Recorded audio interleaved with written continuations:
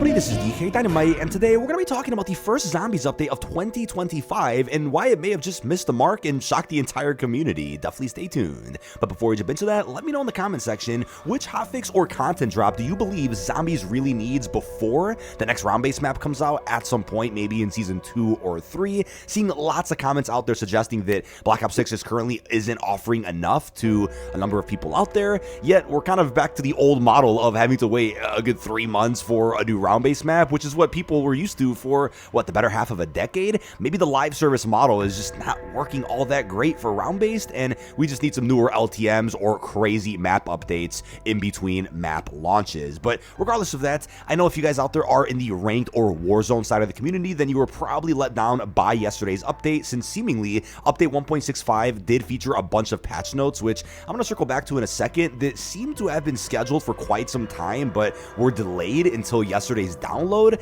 And apart from that, it of course contained the Squid Game crossover, which I already covered here on the channel. But what I'm really hoping for is some transparency in regards to the DirectX crashing that I've been seeing on PC. I managed to get rid of the problem for about 2 weeks by reinstalling the game, tweaking a bunch of settings, but the issue came back as of yesterday, and I think is more prominent on Citadel Day more compared to any other map or mode. Let me know if you guys are also experiencing that down below in the comments and what you may have done to fix it. But what I'm also seeing is that if you use the Ether Shroud Void Sheath augment, that's apparently crashing people's games while they're using swords at the very same time, so make sure you guys aren't using that augment if you're going to be using some of the elemental swords. Now, something I want to remind you guys about is an issue that Black Ops 3 Zombies had a couple of years ago, where the trophy for the map's Easter egg wasn't obtainable for over a year and a half. If I remember correctly, it was confirmed by certain folks out there in the industry that Treyarch, or just studios in general under the Activision umbrella, and probably any publisher, are only allowed a certain amount of title updates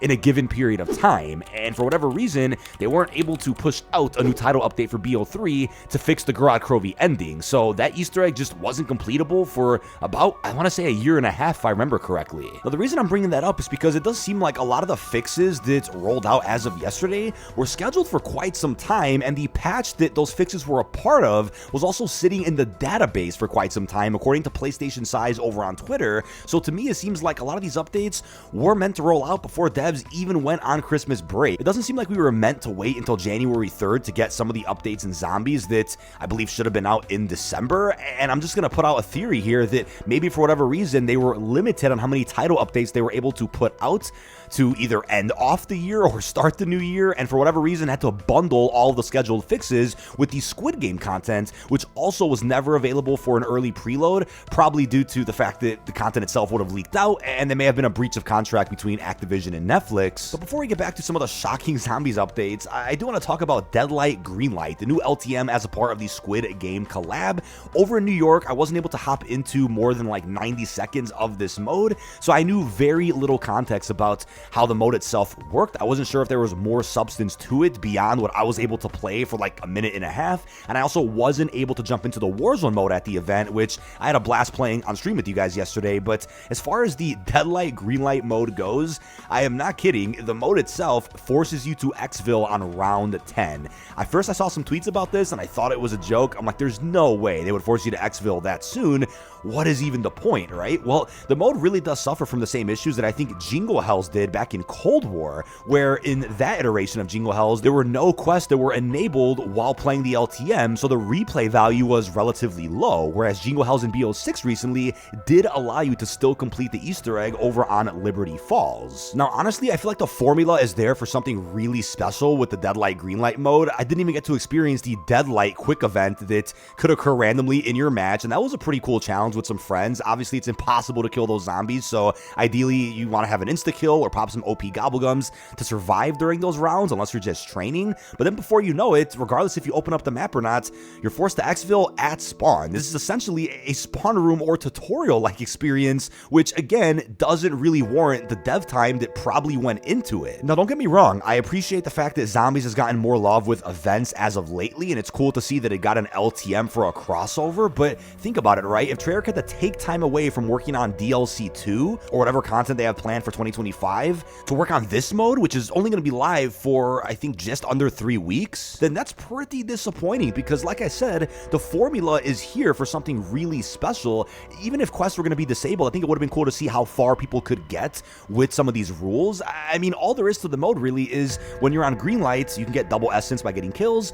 When on red light, you can still move a little bit, which is kind of weird and seems broken, but you'll essentially lose points as you move during a red light, and then on a dead light, there'll be some psycho purple eye zombies that will chase you and are almost unkillable. But the crazy thing is the mode also released without support for Liberty Falls, even though the trailer showcased support for that map. I know when I was over at the event, in the menu, I got to see the fact that this mode will support both Citadel and Liberty. Not sure why it doesn't support Terminus, but it looks like the version for Liberty isn't going to be coming out for a couple of days. But at this point, I'm questioning, right, what are they really waiting on to drop the mode for that map? Was the mode just not really polished or tested or ready? Because at this point, all we're really waiting for is a round 10 exfil on Liberty Falls. Are many people even going to jump into that? That's the question, right? And something that I mentioned about Jingle Hells, which I'll mention for this mode, is that I would love to see something like Gauntlet from BO4 be brought back in a new light, or maybe it's truly 30 rounds of difficult challenges, and even if you get an emblem or a calling card or a simple blueprint for doing all of that, at least that's something, and is more than just staying in the spawn room and then exfilling on round 10. I mean, in a perfect world, it would have been great to have a difficult type of LTM for this Squid Game event, and then you'd be able to earn, let's say, a universal or animated camo that's Squid Game themed by doing something in zombies. Would have been cool if maybe an operator skin was tied to completing something in an LTM, so at least there's some replay value there. But at this point, I question if Treyarch even developed the mode for Black Ops 6 Zombies, because if they did, then like I said, it may have taken time away from other important experiences, and it also goes to show they probably didn't really have much time to even work on this LTM, which gets me thinking maybe another studio helped out and worked on it, or Treyarch truly just didn't have enough time before they went off for their holiday break. But apart from Deadlight Greenlight, a speedrun strategy on Terminus also got patched out as of yesterday. The ability to essentially bypass the lockdown step over in the boat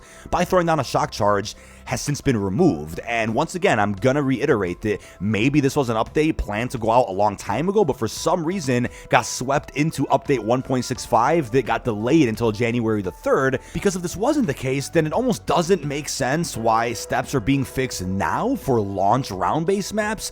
Again, no matter what anybody's opinion is, I think it's really impossible to have the quote-unquote correct opinion in this case, because Treyarch could probably disagree with the sentiment around the community that strats shouldn't be patched months after a map gets found, yet Treyarch clearly designed the quest to be completed a certain way, so I respect the fact that they want to go ahead and maintain the integrity of the Easter egg, which in turn is going to upset people that may have gotten records while completing the Easter egg with this strategy, or exploit in this case, as it's referred to in the patch notes. But if I had it my way, I would say there should be, unless there's a big issue that gets found, there should be a moment in time where there's like a cutoff point to say, hey, after this point in time, the Easter egg's never really going to get touched again, so have at it with speedruns, because steps are never going to be reversed, modified, or changed in any way.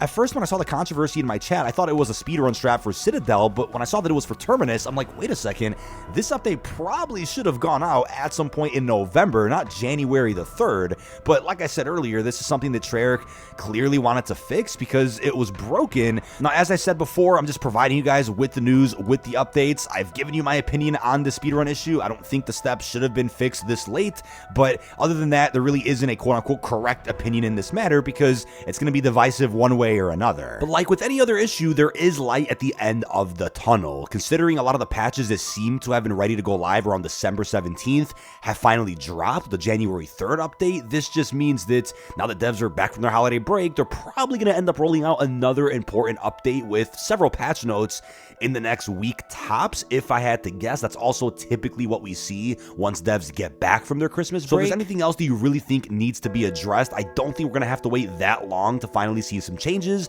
But again, like I predicted earlier, since update 1.65 was in the database at around December 17th, it probably means the updates that we did get yesterday were meant to go out that much sooner. We'll just never know why all that got delayed this long. Now, as far as these sword buffs do go, you can now swing and hit 2 zombies at once, which still isn't quite as good as what we were able to do with the Chrysalax in Cold War's map Forsaken, but people have been quite upset that the light sword also got slightly nerfed as far as how much armor you're going to get back when you do the sword's special ability. Now, the way I see it, I think we really should have gotten some new upgrade quests added onto the map to make these swords better, but I guess the buffs are still helpful for those out there that didn't really want to use the swords when they're really the highlight of the map, regardless if you're doing the Easter egg or not. But credit to Fajardi for actually recording some B-roll of these new upgraded swords just so you guys can see. The thing is, I had a save file ready to go so that when the update went out, I can can go ahead and just try out the buff swords that I already crafted. His save file was fine. He managed to go in and record this right away. Mine got deleted, hence why I kind of got a bit delayed with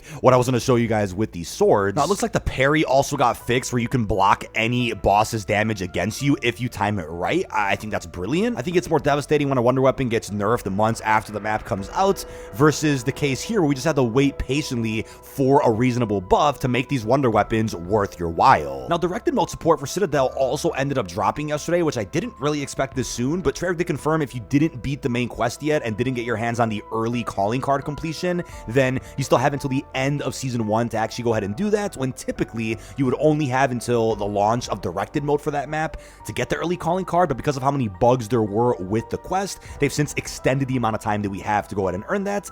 I suppose that's cool. I'll show you the rewards again on screen of what you'll get for beating Citadel Day more. But speaking of directed mode, the last thing I'll end this video with is another questionable change that got released yesterday, which I kind of understand but still disagree with, and it's the fact that camo grinding has now almost become redundant inside of directed mode. So what they've done is extended the time in between rounds, significantly delaying the zombie spawns. So what that's going to do is make it a bit of a snooze fest to want to play directed mode if you're going for thousands of headshots or other camo challenges that you may need to do. At this point, it's worth going back to a high round on regular round based to go ahead and get your camos unlocked. But I totally agree with you guys when you say, hey, this is a PvE mode. Why are they nerfing strategies to either beat Easter eggs or to complete challenges? And on top of that, why was the big game augment for Shadow Rift also nerfed to where it doesn't do any lethal damage against elites? These are very odd changes that quite seemingly nobody was really asking for. I respect Treyarch's decision to go ahead and balance the game out a bit better so that it's not too easy,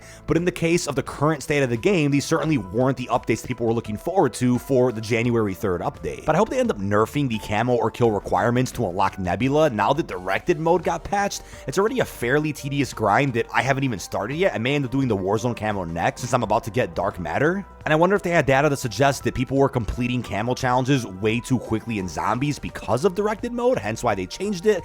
And I don't think they probably intended for people to actually use directed mode to grind camos in any way, but so be it, right? If that was the way to go ahead and do it, then that would honestly give more love to the mode, if anything. But in the case of like Modern Warfare Zombies from last year, people legitimately broke the servers and did so many exploits with Tombstone for the sake of the camo grind or whatever else, to the point where they had to nerf several strategies and abilities you were able to do, which in that case I understood because it was crashing other people's games and there were dozens of players in a single lobby, whereas in this case, it's just PvE round based. So I don't really see the need to go ahead and nerf any strategies that people are using, but that is about it. This has been dkdynamite. Leave our thoughts down below in the comment section. What are your thoughts on the first 2025 update for Black Ops 6 Zombies? What were you shocked about the most? And also let me know down below what you guys want to see the most before DLC 2 releases. Really hope you've enjoyed, and peace out, everybody.